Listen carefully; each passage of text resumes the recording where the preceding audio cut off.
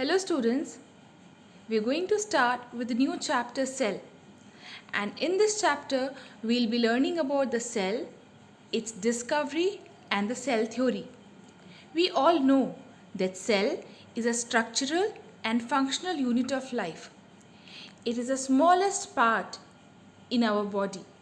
It is the smallest part in any living organism on this earth. A brick forms a wall and a wall forms a building. Can we count the number of bricks in the building? Certainly not. There are many bricks in the building. In the same way, inside our body also we have millions and trillions of cells. If we talk about the largest organ in our body, it is the skin. Right? Do you know every hour we shed off 30 to 40 thousands of skin cells from our body? If we clap our hands, do you know the dead and the worn out cells present in our skin, they fall down. But are you able to see the dead and the worn out cells falling down? No, because cells are so tiny, they are so small. So if they are so small structure, how are we able to see them? We were able to see them with the help of an instrument called as microscope. A scientist named Antony van Leeuwenhoek invented the simple microscope. In a simple microscope, we have only one lens. Thereafter, many inventions were made in regards to microscope, and then Robert Hooke invented the compound microscope. The basic difference between simple and compound microscope is that in simple microscope we have presence of only one single lens, whereas in compound microscope we have more than two lenses. This is Robert Hooke's microscope. He has invented the compound microscope in the year 1665. And he has observed many tiny hollow box-like compartments, and he called them as cells. Now we learn why Robert Hooke called the structures that he has visualized as cells. He has observed the structures in the bark of the oak tree. So when he has examined the bark, he has seen many small pore-like compartments. He called these empty compartments as the cell.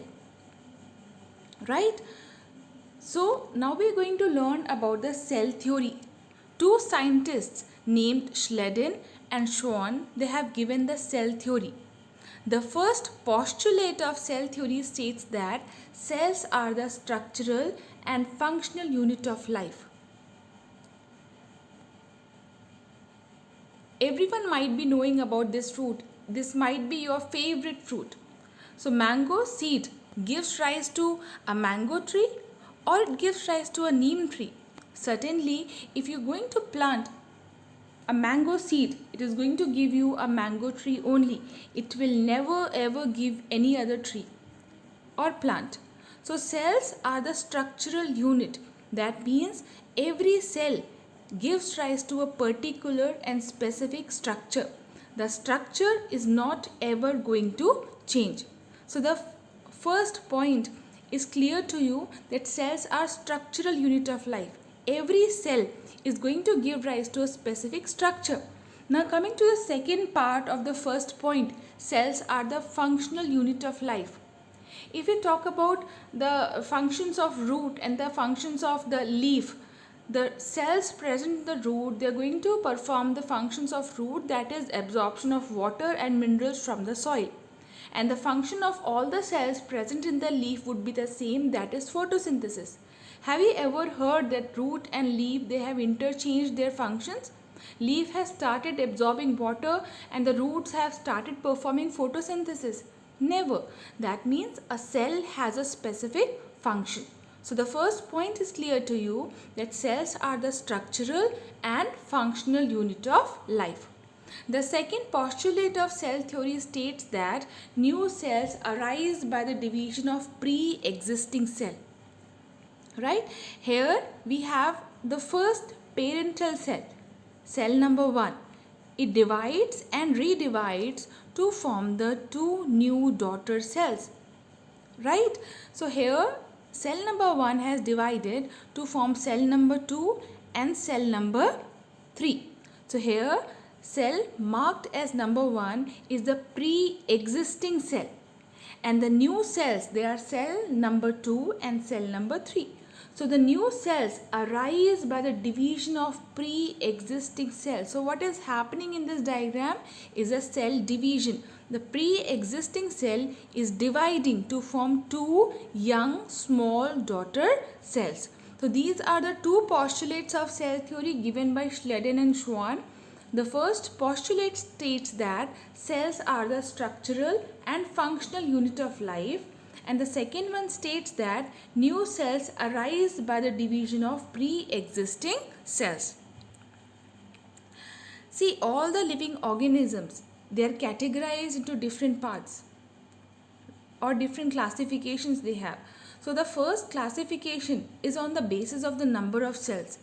All the living organisms on this earth, they divided into two groups on the basis of the number of cells. The first one is unicellular and the second one is the multicellular. The name only tells us the difference. Uni means one and cellular means the cell.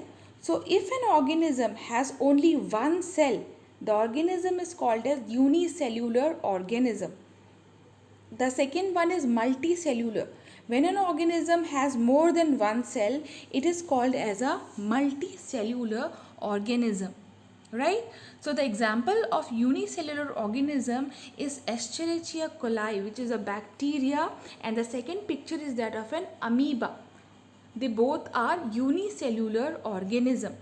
If an organism is multicellular, that organism is having many cells, and we have number of examples for multicellular organism. It can be a lion, dog, cat, human being, and if you talk about plants, it can be any plant, any tree. They all are multicellular organisms. They have many cells in their body. Do you know how the cell forms an organism? A cell with a collection of other cells makes a complete organism. That organism can be a plant, tree, or any other animal. There are certain levels for this organization that takes place. The first level is a cellular level. First, there is a cell. The cells combines with other cell with specific function and forms the tissue. Tissue forms the organ such as root, stem, and leaf. The roots are going to form the root system, and the stem and the leaf is going to form the shoot system. Root system and the shoot system, they are going to form a complete organism that can be a plant or a tree. So what are the levels of organization? Cell, tissue, organ, organ system, and organism. That's all for this lecture. I have a question. Can you tell me who has invented the compound microscope? In the next lecture, we'll continue with the same chapter.